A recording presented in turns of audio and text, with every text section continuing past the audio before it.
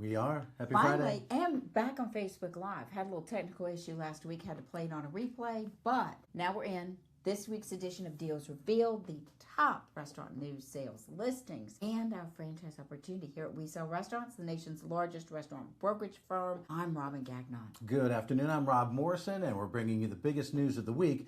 Whether you're looking to buy, sell, or even join this brand as a franchisee, which would be awesome, this is definitely the place to be. All right, we're going through restaurant news, some interesting things, new listings, insider tips on what's moving in the marketplace. Drop your questions in the comments.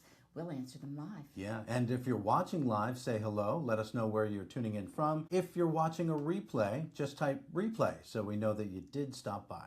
All right, let's get right to it. What is happening in the restaurant marketplace? Here are the top insights of the week. You ready? Tell us why everybody wants the diner back and the nostalgia economy is hitting the restaurant world. Well, you said it's the nostalgia. It's a powerful force. It's shaping where people choose to eat right now. Nothing to do. In fact, it's the opposite of technology. The nostalgia. Smash burgers, soft serve windows, retro diners, supper clubs, which is something we see in the Midwest, old school pizza parlors. They're all having a moment right now. Guess they're not just buying a meal, they're buying a feeling, right? Familiar food, familiar settings. It's comfort. It's that emotional connection. Something, a delivery app, forget about it. Can't give you that. Yeah, you can see it across the industry. Supper clubs, like we mentioned, coming back. Those retro steakhouses filling up reservations. And major chains are bringing back discontinued menu items. And when national brands start digging through their own archives, you know that a trend has momentum. This one, that's the best example, Pizza Hut. More than 150 locations have been converted into class. So think about it. They're going back to the red roofs, the checkered tablecloths, the Tiffany lamps, the arcade games, those red pebble cups. You remember those?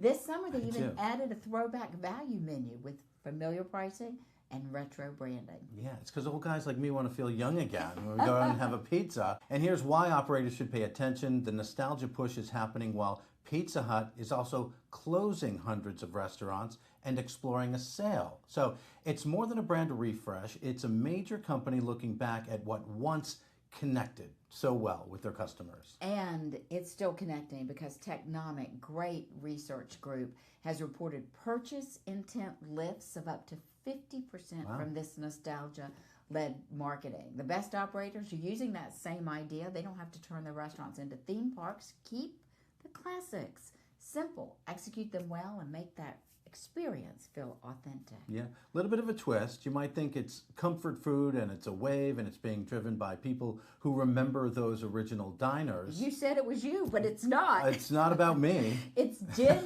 Z. The generation everyone expects to live on their screens and delivery, they're the ones packing the dining rooms. And the numbers are pretty surprising. Wow, Gen Z it's saving full service dining. Who would have thought, right? Yeah.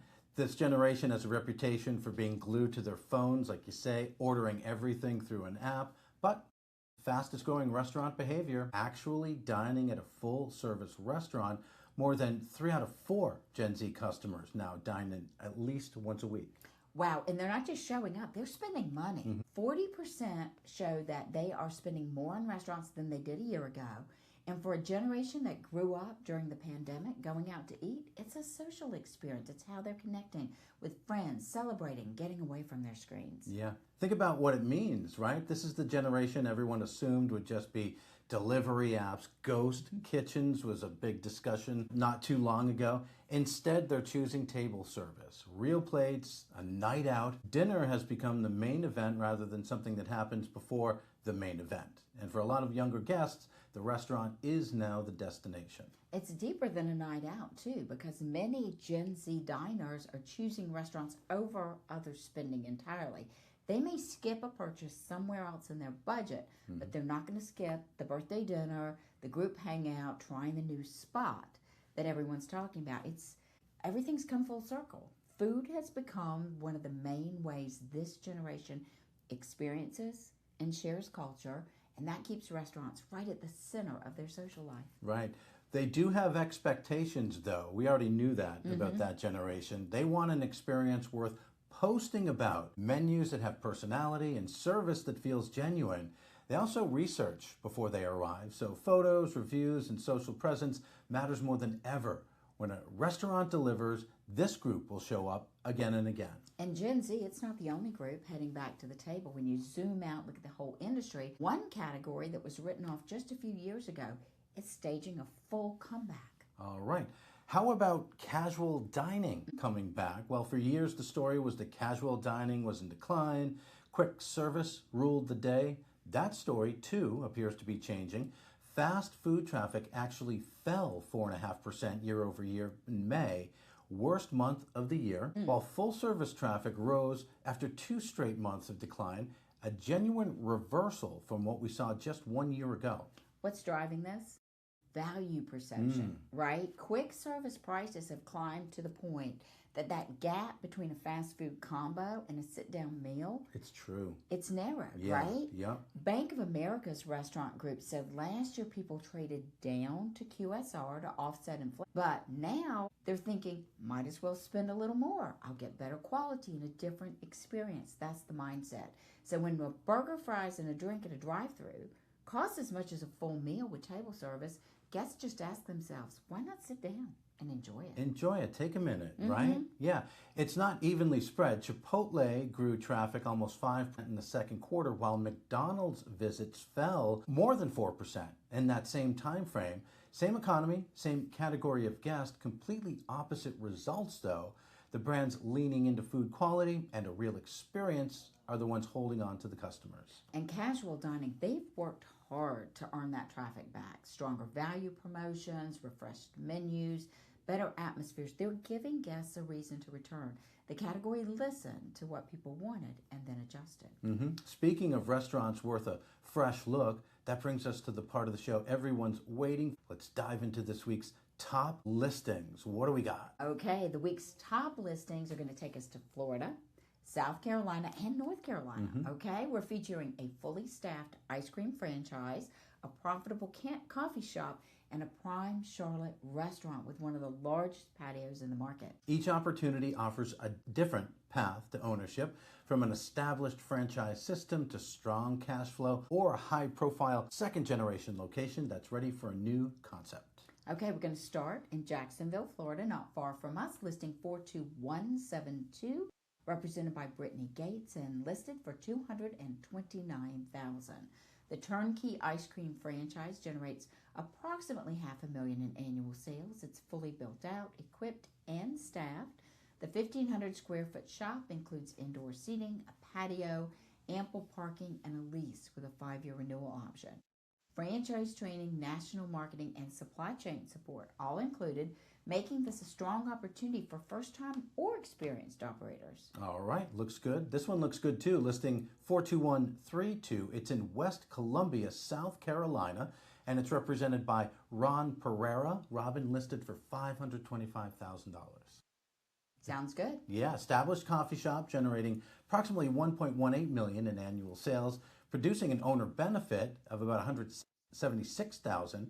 3,800 square foot location seats 52 guests inside, 20 more out on the patio, and a monthly rent of only $4,400. Trained team there, 14 already in place, and qualified buyers may be eligible for SBA financing with just 15% down. All right, now let's go up to Charlotte, North Carolina with listing 41667, represented by Justin Scotto and listed at $499,000. This one's located in Charlotte's highly desirable South End neighborhood, second-generation restaurant. It is generating about $2.1 million in annual sales. Yep, good sales. That's a lot. Charlotte's a booming market.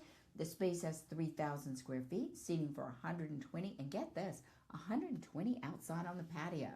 Fully equipped commercial kitchen, high-volume bar, and lease, extending through 2030, make this an exceptional platform for an expanding restaurant brand. Yeah, so whether you're looking for a turnkey franchise, proven profitability, or a premier location for your next concept, these listings offer 3 distinct opportunities. Visit WeSellRestaurants.com and select Get complete package to review the confidential details and take the next step. All right, let's talk about some top insights for sellers. You ready? I'm ready. Okay, this week's seller insight ties directly to those trends we just talked about. With guests returning to sit down dining, traffic moving in the right direction, sellers have something valuable working in their favor right now, and that is momentum. The question is whether your listing actually captures it. Yeah, buyers don't just purchase what a restaurant did last year, they purchase where it's headed. The problem is that many sellers go to market with numbers that stop at the end of the last fiscal year, so their strongest recent months never make it into the story. That's like selling a house in full bloom using photos from the middle of the winter. Oh yeah, looking like you need to shovel the sidewalk. So, what's the takeaway? Keep your reporting current. Have monthly sales available through the most recent full month. If this summer is outperforming last summer, show the comparison side by side. Buyers respond to a business that's visibly improving. Current numbers prove the story is real. The story behind the numbers matters too, right? If guest counts are up because you refreshed the menu or became a favorite with summer visitors, say so. Travelers filling dining rooms up right now, documenting that seasonal strength. While it's happening, it gives you, your broker, some powerful, timely material to work with. One of our listings just sent me over a clip. They were voted best pizza in the town. So we're definitely, obviously, going to be adding that to the listing. Absolutely. Yeah, so momentum. It's one of the few things a seller can't fake it and a buyer can't ignore. So if your restaurant's having a strong run, capture it, document it, and let it work for you. And of course, there are two sides to every deal. If sellers are bringing momentum to the table, buyers need to know how to read it. So let's flip the script and talk about this week's top insights for buyers. Okay, the other side of momentum. What's that? When a listing shows rising sales and busy dining room, genuinely good news, but your job as a buyer is to understand what's driving that momentum before you pay for it. Yeah, not all growth is created equal. A restaurant riding a strong summer in a tourist market may look very different in January. A concept benefiting from returning dine-in traffic may keep climbing for years. The question to ask is simple. Is this momentum seasonal, trend-driven, or is it built into the business itself? Right. Look at more than one summer, especially this summer, the summer of the soccer, right? That's right. Everybody's sales are going to be up. Compare this year's months against the same months last year, not just against last winter. If the restaurant's growing year over year, that's real momentum. If it only looks strong compared to the slow season, of course, you're not looking at a normal cycle, or you are looking at a normal cycle, and the price should reflect that. Yeah. Then dig into the why. If guest counts are up because of a menu refresh, a loyal younger following, talked a little bit about that, or a stronger direct relationship with customers, those are advantages you inherit at closing. If growth depends on a promotion, discount, or a moment that could pass, soccer, be honest with yourself about what continues under your ownership. Certainly, don't avoid restaurants with strong recent numbers. It just means take a look with clear eyes. A business with genuine explainable momentum, it's worth pursuing and often worth paying fairly for. Yeah, momentum should be a reason to move with confidence, not a reason to skip your homework.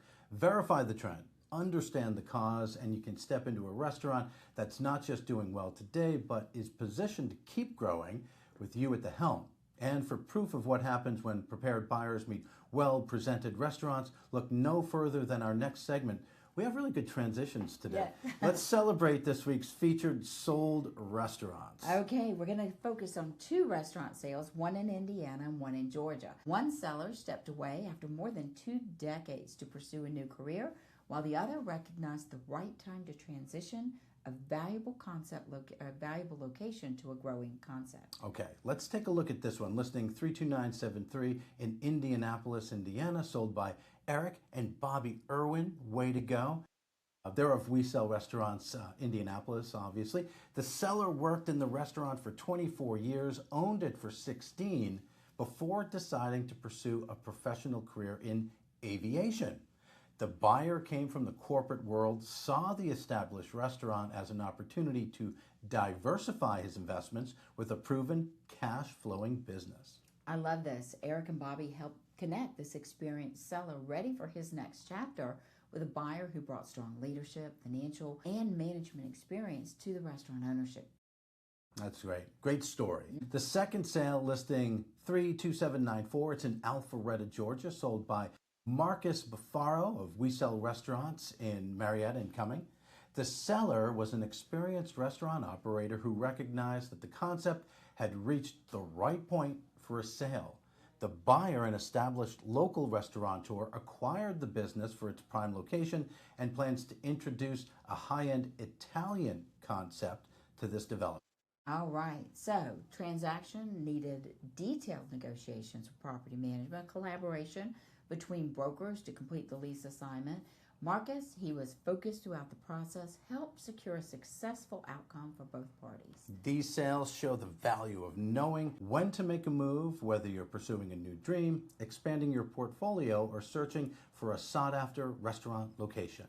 All right, so if you're thinking about buying or selling a restaurant, visit WeSellRestaurants.com to connect with a restaurant broker near you. Okay, why don't you tell us some about these hot new listings that we have this week? All right, so now we're going to Georgia, just there, and Mississippi.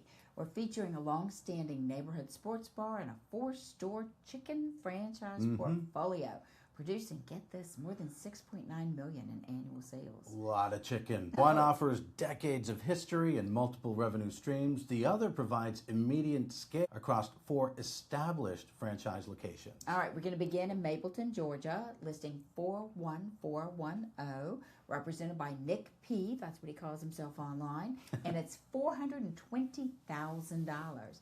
It's Cobb County. Used to live there. Cobb County Sports Bar and Grill. Served the community for more than 30 years. Generates $1.4 million in annual sales and earnings of $168,000. 5,000 square feet. Got a full liquor license. Billiard tables. Got to shoot some pool. Georgia Lottery, gaming machines, and all-inclusive monthly rent of $13,000. Growth opportunities include catering, delivery, private events, and expanded digital marketing. Sounds good. Next listing, 41935. It's in Biloxi, Mississippi. It's represented by Sam Hopkins, and it's listed for $2.2 million. Listen to this, 4-store chicken franchise portfolio generating approximately, as Robin said, nearly $7 million in annual sales, and the owner benefit here is over $760,000. The locations include more than 1,400 combined square feet, seating for 346 guests inside and 124 out on the patios, seasoned team of 87 employees. Long-term leases, they extend through 2044, and qualified buyers may be eligible for SBA financing with just $15,000 down.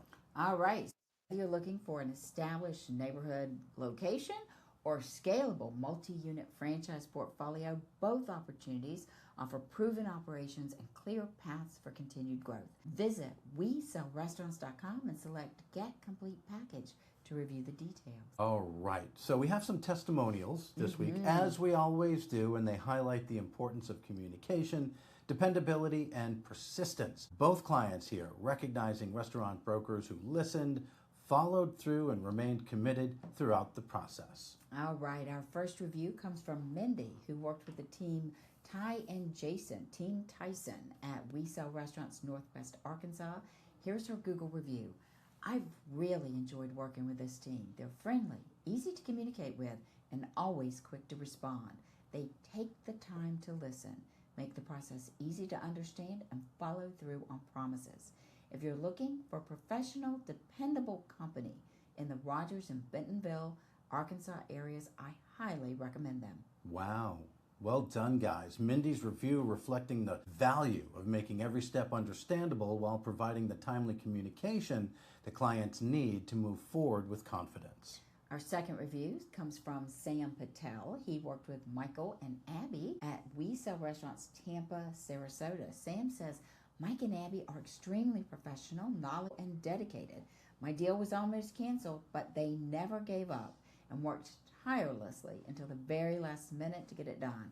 I truly appreciate all of their hard work and commitment throughout the process. I highly recommend Mike and Abby. to anyone looking for experienced professionals who genuinely care about their clients. So those reviews reflect two essential parts of the We Sell Restaurants standard: making the process approachable from the beginning and then staying committed when a transaction becomes challenging, which they often do.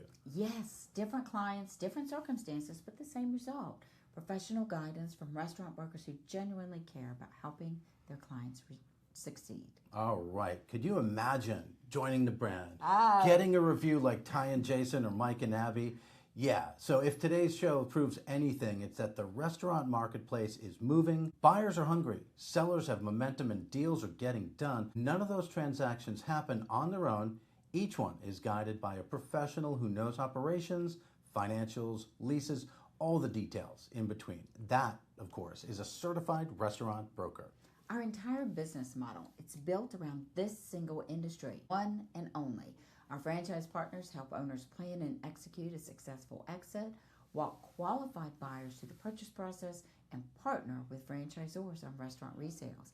In a market this active, this kind of specialized expertise, it's exactly what people are searching for. Yeah, so for anyone with a restaurant background, it's a natural next step. You already speak the language of food, cost, labor, guest loyalty. Now picture putting that hard-earned knowledge to work in a professional brokerage career with no kitchen to run, no inventory to count, no closing shifts at midnight. We call it the restaurant business with banker's hours. You stay in the industry you know and love, but you get your evenings back, your weekends back. Real control over your schedule. It's just a different seat at the table. Yeah, and you never build it alone either. Our franchise partners receive certified restaurant broker training, proven processes, market support, restaurant-specific technology, and a national network dedicated entirely to restaurant transactions. We're bringing the systems, tools, and support. You bring local relationships, market knowledge, and a commitment to service. Put it all together and you have a partnership that helps buyers and sellers navigate a process that otherwise feels like too much to take on alone. Yeah, so if you're a restaurant owner, multi-unit operator, a hospitality executive, or business professional who's ready to build something on your own in an industry that never slows down, this could be the opportunity you've been waiting for. No kitchen, no inventory, no food costs, no late nights. Visit WeSellRestaurants.com/franchise to explore the franchise opportunity today. All right, and Rob, you mentioned something a moment ago, deserves its own spotlight. Working with franchisors on resales, like that great package that Sam has that you mentioned earlier. Yep.